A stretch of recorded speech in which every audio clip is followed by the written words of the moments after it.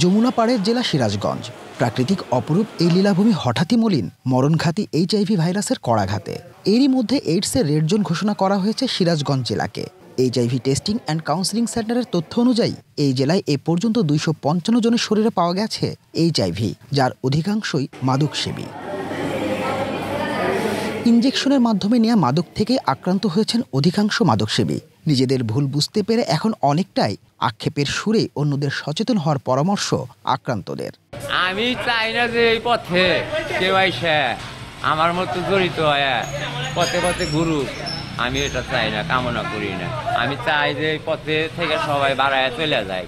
এই মাদক নেমে আদিন দেয়, তাও আমার 18-19 বছর হয়েছে। আমার বাড়ি ঘর সব নিঃস্ব করে দিচ্ছে। ধ্বংসর রাস্তায় একটা ধ্বংসর রাস্তা, তো এই রাস্তা তো খুব ক্ষতি হচ্ছে। একটা পরিবারই নষ্ট হয়ে জায়গা, যে পরিবারে একটাই মাদক সেবনকারী আছে, সে কারণেই পরিবারটাই শেষ হয়ে যায়। তখন আমার পরিবার শেষ হয়ে গেছে একবারে।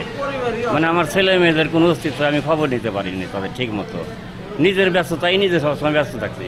রাজমিস্ত্রি কাজ করি, আমি একটা ভালো মিস্ত্রি, কিন্তু সেইখান থেকে আমি নেমে আসছি, সেই কাজকাম আমি আর ঠিক মতো করতে পারি না। বন্ধু বান্ধবদের সাথে থাইকা আল্লাহ আল্লাহ করে করতে এরাতে জড়িত হয়েছিলাম। তো এখানে অনেক ঘুরে দেখলাম যে এখানে চিকিৎসা দেয় মাদক ঠিকা। তো এটা খালি গেলা ওই রাস্তার থেকে সেরে আসা যায়, তারপরে এখানে এসা করলাম, ওষুধ খাওয়া ধরলাম।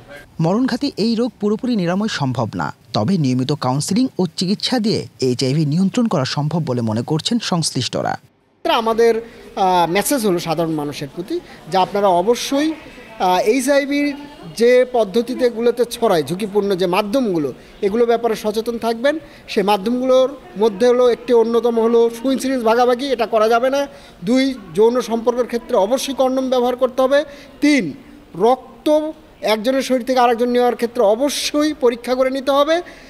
4, কোনো এইচ আক্রান্ত মায়ের যদি বুকের দুধ শিশু খায় সেক্ষেত্রে হওয়ার সম্ভাবনা থাকে, সেক্ষেত্রে অবশ্যই ওই গর্ভবতী অবস্থায় এইচআইভি স্ক্রিনিংটা জরুরি। এই হলো মোটামুটি সচেতনতা থাকলেই এইচআইভি ছড়ানোর কোনো সম্ভাবনা নেই, এবং যদি শনাক্ত হয়েও যায় সেক্ষেত্রে চিকিৎসা নিলে সুস্থ স্বাভাবিক জীবনযাপন করতে পারে। সচেতনতা বৃদ্ধির জন্য আমরা কাজ করে যাচ্ছি। আমাদের 25 জন পিয়ার এডুকেটর আছে যারা ফিল্ড লেভেলে কাজ করে, তারা সচেতনতামূলক উপদেশ দিয়ে থাকে। আর এটা দেখা যাচ্ছে মাদকসেবীদের মধ্যে বেশি, যারা একই সিরিঞ্জ ব্যবহার করে ড্রাগ নেয়।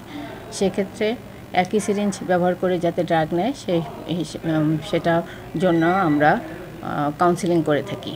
এদিকে যে মাদকের কারণেই মূলত ছড়াচ্ছে এইডস, সেই মাদকের সেবন ও এইচআইভি সংক্রমণ রোধে কঠোর পদক্ষেপের কথা জানালেন জেলা মাদকদ্রব্য নিয়ন্ত্রণ অধিদপ্তরের সহকারী পরিচালক।